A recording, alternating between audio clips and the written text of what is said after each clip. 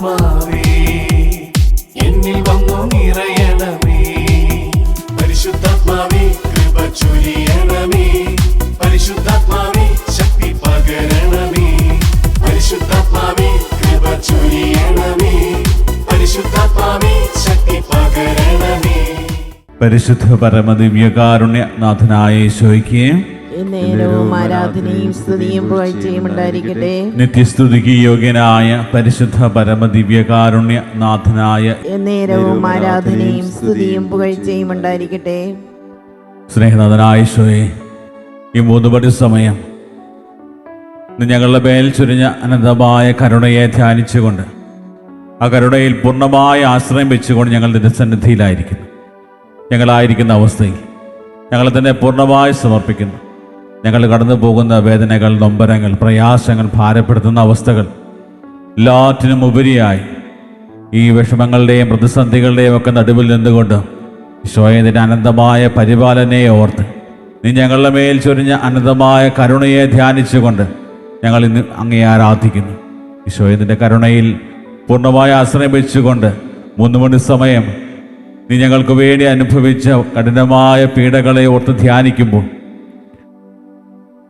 ഈ മണിക്കൂർ ഒത്തിരിയേറെ അനുഗ്രഹങ്ങൾ ചോദിക്കുന്നത് എന്തും നമ്മുടെ ജീവിതത്തിലേക്ക് നൽകുമെന്ന് വാഗ്ദാനം ചെയ്ത കർത്താവേ, അവ വലിയ ഉറച്ച ബോധ്യത്തോടെ ഈ 1 മണിക്കൂറിൻ്റെ എല്ലാ അനുഗ്രഹങ്ങളും ഒന്ന് ചേർന്ന് ആഗ്രഹിച്ചുകൊണ്ട് പ്രാർത്ഥിച്ചുകൊണ്ട് ഞങ്ങളൊന്ന് ചേർന്ന് നിന്റെ മുമ്പിലായിരിക്കുന്നു.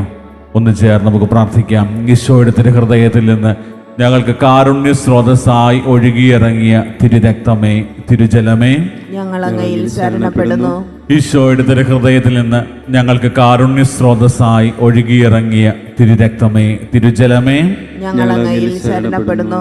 ഈശോയുടെ തിരുഹൃദയത്തിൽ നിന്ന് ഞങ്ങൾക്ക് കാരുണ്യ സ്രോതസ്സായി ഒഴുകിയിറങ്ങിയ തിരുരക്തമേ, തിരുജലമേ, ഞങ്ങൾ അങ്ങയിൽ ശരണപ്പെടുന്നു. ഈശോയിൽ സ്നേഹമുള്ളവരെ, കർത്താവിൻ്റെ കരുണയെ ധ്യാനിച്ചുകൊണ്ട് നമ്മുടെ ജീവിതങ്ങളെ ക്രമപ്പെടുത്തുന്ന സമയമാണിത്. ദൈവത്തിൻ്റെ അനന്തമായ കരുണ നമ്മുടെയൊക്കെ ജീവിതങ്ങളിലേക്ക് ചൊരിഞ്ഞപ്പോൾ ആ കരുണയിൽ പൂർണ്ണമായ ആശ്രയം വയ്ക്കുവാനായിട്ട് ദൈവം കൂടെ നമ്മളെ ഓർമ്മപ്പെടുത്തുകയാണ്.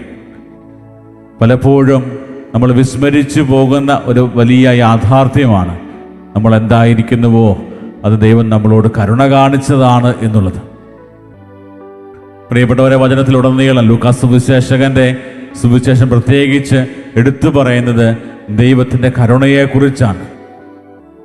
എപ്രകാരമുള്ള ഒരു ദൈവമാണ് നമുക്കുള്ളത്, എപ്രകാരമുള്ള ഒരു ദൈവത്തിലാണ് നമ്മൾ ഓരോരുത്തരും വിശ്വസിക്കുന്നത് എന്നത് കൃത്യമായിട്ടും എടുത്തു കാണിച്ചുകൊണ്ടാണ് ലൂക്കാസ് സുവിശേഷകൻ സുവിശേഷം തൻ്റെ പ്രിയപ്പെട്ടവർക്കായി എഴുതുക.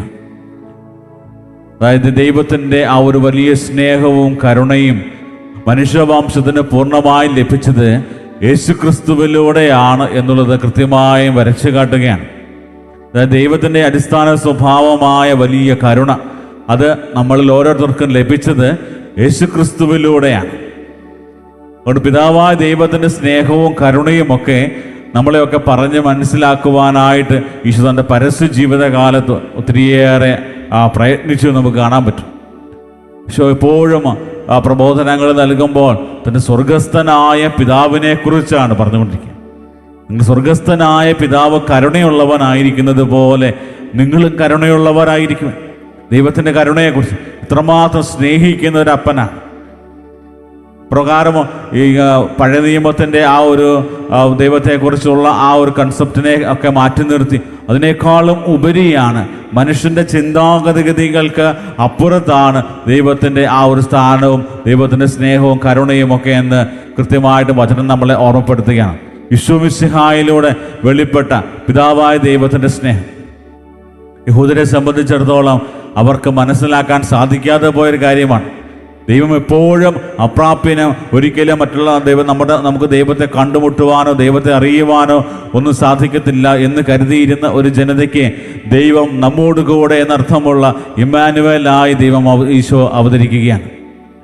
പിതാവിൻ്റെ ദൈവം, അതായത് യോഹന്നാന്റെ സുവിശേഷം 3-ാം അധ്യായത്തിൽ നമ്മൾ കാണുന്നുണ്ട്, പിതാവായ ദൈവം തൻ്റെ പുത്രനെ ലോകത്തിലേക്ക് നൽകി. അത്രമാത്രം ഈ ലോകത്തെ സ്നേഹിച്ചത് കൊണ്ട്. എന്തുകൊണ്ടാണ്? ലോകത്തിൽ ആര് നശിച്ചു പോകരുത് എന്ന് ദൈവം ആഗ്രഹിക്കുന്നുണ്ട്. നമ്മുടെയൊക്കെ ജീവിതങ്ങളെ ഈ ഒരു വചന വെളിച്ചത്തിൽ നമ്മൾ ധ്യാനിക്കുമ്പോൾ ഇത്രമാത്രം നിസ്സാരരാണ്, ഇത്രമാത്രം പാപികളാണ്, നന്ദിയില്ലാതെ ദൈവത്തിൻ്റെ സ്നേഹം മനസ്സിലാക്കിയിട്ടും ഇത്രനാളും ദൈവത്തിൻ്റെ സ്നേഹം അനുഭവിച്ചിട്ടും ആ സ്നേഹത്തിൽ നിന്നൊക്കെ വ്യതിചലിച്ചു പോയവരാണ്. പക്ഷെ എന്നിട്ടും നമ്മളിൽ ആരും നശിച്ചു പോകരുത്, നമ്മളെല്ലാവരും നിത്യജീവൻ പ്രാപിക്കണമെന്ന് ആഗ്രഹിച്ചുകൊണ്ട് അവസാന തുള്ളി രക്തം പോലും തൻ്റെ പ്രിയപുത്രനെ നൽകി പ്രിയപുത്രനിലൂടെ നമ്മളെ ഓരോരുത്തരെയും വീണ്ടെടുക്കുന്ന പിതാവായ ദൈവത്തെ കാണാൻ പറ്റും. ഈ പിതാവായ ദൈവത്തെ ഈശോ അവതരിപ്പിക്കുന്നത് ഒരു ഉപമയിലൂടെയാണ്. ലൂക്കായുടെ സുവിശേഷം 15-ാം അധ്യായത്തിന് 11 മുതലുള്ള തിരുവചന ഭാഗങ്ങളിൽ പിതാവായ ദൈവത്തെ നമുക്ക് മനസ്സിലാക്കി തരുവാനായിട്ട് ഒരു ഉപമ പറയുന്നുണ്ട്. ആ ഉപമയുടെ തലക്കെട്ട് ധൂർത്തപുത്രൻ്റെ ഉപമ എന്നാണ്. ധൂർത്തപുത്രൻ്റെ ഉപമ എന്ന് പറയുമ്പോൾ പലപ്പോഴും നമ്മുടെ ഫോക്കസ് കൂടുതലും ആ ഒരു മകനിലേക്ക് പോകാൻ സാധ്യത. പക്ഷേ ഈശോ ഈ ഉപമയിലൂടെ ഏറ്റവും കൂടുതലായിട്ട് നമ്മളെ പറഞ്ഞു പഠിപ്പിക്കുന്നത് ഇതുപോലെയുള്ള ഒരപ്പൻ നിങ്ങൾക്കുണ്ട്. എൻ്റെ അപ്പൻ, അതായത് എൻ്റെ പിതാവായ ദൈവം ഇത്രമാത്രം സ്നേഹമുള്ളൊരപ്പനാണ് എന്നുള്ളത് കൃത്യമായും പറഞ്ഞു തരികയാണ്. ഈ ഒരു ഉപമയിൽ നമുക്കറിയാവുന്നത്, നമുക്ക് വളരെ ഹൃദയസ്ഥമായ ഒരു ഉപമയാണ്. ഉപമയിൽ പിതാവ് ആ 2 മക്കളിൽ ഏറ്റവും ഇളയ മകൻ പിതാവിനോട് പറയുന്നുണ്ട്, എൻ്റെ സ്വത്തും സമ്പാദ്യമൊക്കെ എനിക്ക് തരിക. യഹൂദ സമ്പ്രദായം അനുസരിച്ച് അപ്പൻ്റെ കാലശേഷമാണ് മക്കൾ പിതാവിൻ്റെ സ്വത്തുകളൊക്കെ സ്വന്തമാക്കുക. അപ്പോൾ അപ്പനോട് പറയുകയാണ്, എൻ്റെ സ്വത്ത് മുഴുവൻ എനിക്ക് തരിക എന്ന് പറയുമ്പോൾ അപ്പനെ മരിച്ചവനായിട്ട് കണക്കാക്കുന്ന ഒരു മകൻ. അപ്പൻ്റെ ആ സ്ഥാനം മരിച്ചവന് തുല്യമാണ്. അപ്രകാരം കണക്കാക്കിക്കൊണ്ട് തനിക്ക് കിട്ടിയത് മുഴുവനും കൊണ്ട് ദൂരദേശത്തേക്ക് പോകുന്ന ഒരു മകനെ കാണാൻ പറ്റും. തിരിച്ച് അവൻ്റെ ആഗ്രഹമനുസരിച്ച് അവൻ ആഗ്രഹിക്കുന്നത് പോലെ സ്വാതന്ത്ര്യത്തിലും അതുപോലെ തന്നെ അവൻ്റെ ഇഷ്ടമനുസരിച്ച് അവൻ ജീവിക്കുകയാണ്. പക്ഷേ അവിടെ അവന് തെറ്റുപറ്റി പോവുകയാണ്. ജീവിതത്തിൻ്റെ സാഹചര്യങ്ങളുടെ സമ്മർദ്ദങ്ങളുടെ നടുവിൽ തകർന്ന് തരിപ്പണമായി പോകുന്ന ആ ഒരു മകനെ കാണാൻ പറ്റും. എല്ലാവിധ സുഖ സൗകര്യങ്ങളോടും കൂടെ ജീവിക്കേണ്ടവനായ അവൻ ഇത്രമാത്രം വളരെ ദാരുണമായ രീതിയിൽ അധപ്പതിക്കുന്നത് കണ്ടിട്ട് അവൻ അവിടെ വെച്ച് സുബോധമുണ്ടാകുന്നു എന്ന് വചനം പഠിപ്പിക്കുകയാണ്. അവൻ്റെ സുബോധം ഉണ്ടാകുക എന്ന് പറയുമ്പോൾ അവൻ മനസ്സിലാക്കുന്നത് വേറെ ഒന്നുമല്ല, മറിച്ച് അവൻ്റെ അവസ്ഥയെക്കുറിച്ചുമല്ല, മറിച്ച് എൻ്റെ പിതാവിൻ്റെ ഭവനത്തിൽ എല്ലാവർക്കുമുള്ള എല്ലാ സൗകര്യങ്ങളുമുണ്ട്. ഞാനിവിടെ കിടന്നിങ്ങനെ ഇങ്ങനെ വിഷമിച്ച് കഴിയേണ്ടവനല്ല എന്നുള്ളൊരു തിരിച്ചറിവാണ് അവനെ എഴുന്നേൽപ്പിക്കുന്നത്. എൻ്റെ പിതാവ് എനിക്ക് വേണ്ടി കാത്തിരിക്കുന്നുണ്ട്, എൻ്റെ പിതാവിൻ്റെ സന്നിധിയിൽ എല്ലാവിധ സുഖ സൗകര്യങ്ങളുമുണ്ട്, ഞാൻ മകനാണ്, അതുകൊണ്ട് ഞാൻ ഇങ്ങനെ കിടക്കേണ്ടവനല്ല എന്നുള്ളൊരു തിരിച്ചറിവ് അവനെ എഴുന്നേൽപ്പിക്കുകയാണ്. പന്നിക്കൂട്ടങ്ങളുടെ ഇടയിൽ നിന്ന് അവൻ എഴുന്നേറ്റ് തിരിച്ചു വരികയാണ്. ദൂരെ ആയിരിക്കുമ്പോൾ തന്നെ പിതാവ് ആ മകനെ കാണുകയാണ്. അതിൻ്റെ അർത്ഥം ഈ മകൻ്റെ തിരിച്ചുവരവ് പ്രതീക്ഷിച്ചുകൊണ്ട് മകന് വേണ്ടി എല്ലാ ദിവസവും കാത്തിരിക്കുന്നൊരപ്പൻ. ദൂരത്തെ വീടിൻ്റെ പുറത്ത് തന്നെയാണ്. അതിൻ്റെ അർത്ഥം പലപ്പോഴും വീടിനകത്ത് പോലും കയറിയിട്ടില്ല.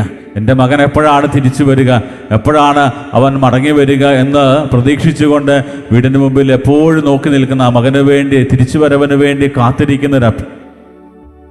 പ്രകാരമുള്ളൊരു സ്നേഹമുള്ള ഒരപ്പനെ വചനം നമ്മുടെ മുമ്പിൽ കാണിച്ചു തരികയാണ്. പിന്നെ മകൻ തിരിച്ചു വരുമ്പോൾ എന്നെ ഒരു വേലക്കാരനായി കണ്ടാൽ മതി എന്ന് പറയുമ്പോൾ അവൻ ഒരിക്കലും പ്രതീക്ഷിക്കാത്ത രീതിയിൽ അവൻ്റെ ജീവിതത്തിലേക്ക് ഒരു വലിയ സ്നേഹം പകർന്നു കൊടുക്കുന്ന അപ്പനെ കാണാൻ പറ്റും. ഒരിക്കലും ചിന്തിച്ചില്ല, എല്ലാ സുഖ സൗകര്യങ്ങൾ അല്ലെങ്കിൽ എല്ലാം സ്വത്ത് സമ്പാദ്യങ്ങളെല്ലാമായിട്ട് പോയിട്ട് എല്ലാം നശിപ്പിച്ചിട്ട് തിരിച്ചു വരും. വെറും കൈയോടെ തിരിച്ചു വരുമ്പോൾ എന്നെ ഒരു വേലക്കാരനായിട്ട് കണക്കാക്കിയാൽ മതി എന്നാണ് അവൻ മകൻ പറയുക. പക്ഷേ അവനെ വീണ്ടും തൻ്റെ പുത്രസ്ഥാനത്തേക്ക് സ്വീകരിക്കുന്ന വളരെ കരുണാമയനായ പിതാവിനെ നമ്മൾ സുവിശേഷത്തിൽ കാണുന്നുണ്ട്. പ്രിയപ്പെട്ടവരെ, ഈ ഒരു വചനഭാഗം നമ്മൾ ധ്യാനിക്കുന്നത് നമ്മൾ വിശ്വസിക്കുന്ന നമ്മുടെ ദൈവത്തെ തിരിച്ചറിയാൻ വേണ്ടിയാണ്. ഇത്രമാത്രം സ്നേഹിക്കുന്നൊരപ്പൻ, ഇത്രമാത്രം കരുതലോടെ എന്നെയും നിങ്ങളെയും ചേർത്ത് പിടിക്കുന്നതും എൻ്റെ തിരിച്ചുവരവിൽ ഏറ്റവും അധികം സന്തോഷിക്കുന്നവനുമായ ഒരു ദൈവത്തെയാണ് വചനം നമ്മുടെ മുമ്പിൽ പറഞ്ഞു വയ്ക്കുക.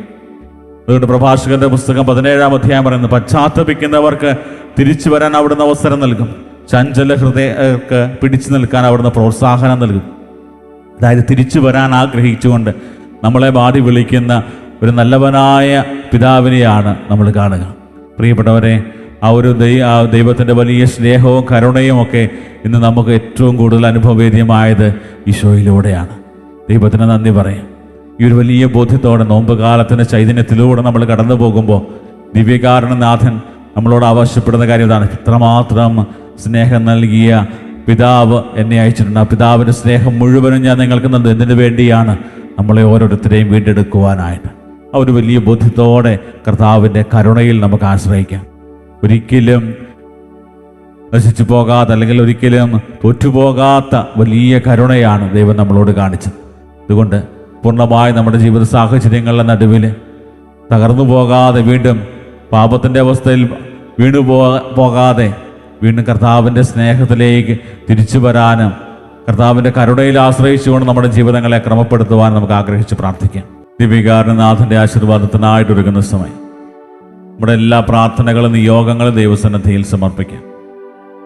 നമ്മുടെ കുടുംബങ്ങളുടെ ആവശ്യങ്ങൾ, മക്കളുടെ ആവശ്യങ്ങൾ, പരീക്ഷയ്ക്കായിട്ട് ഒരുങ്ങിക്കൊണ്ടിരിക്കുന്ന മക്കൾ, അവരുടെ ആവശ്യങ്ങൾ എല്ലാം ദൈവകരങ്ങളിൽ സമർപ്പിക്കാം.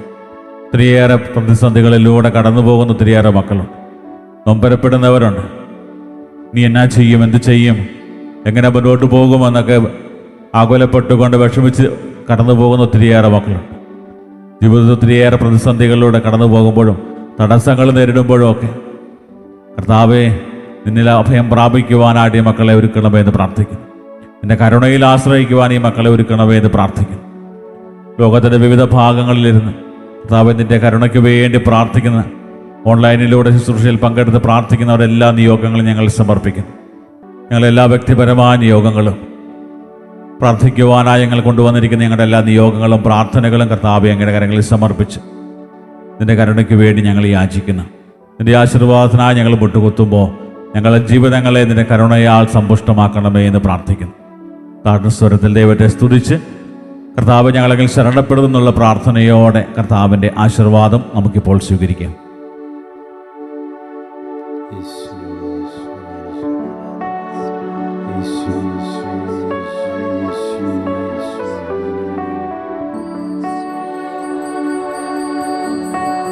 ആരാധന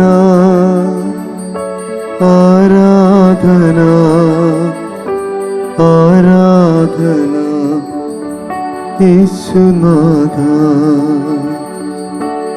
പരിശുദ്ധ പരമമാ ദിവ്യകാരുണ്യമേ, എന്നുമെന്നും അങ്ങേക്കാരാധന, എന്നുമെന്നും അങ്ങേക്കാരാധന,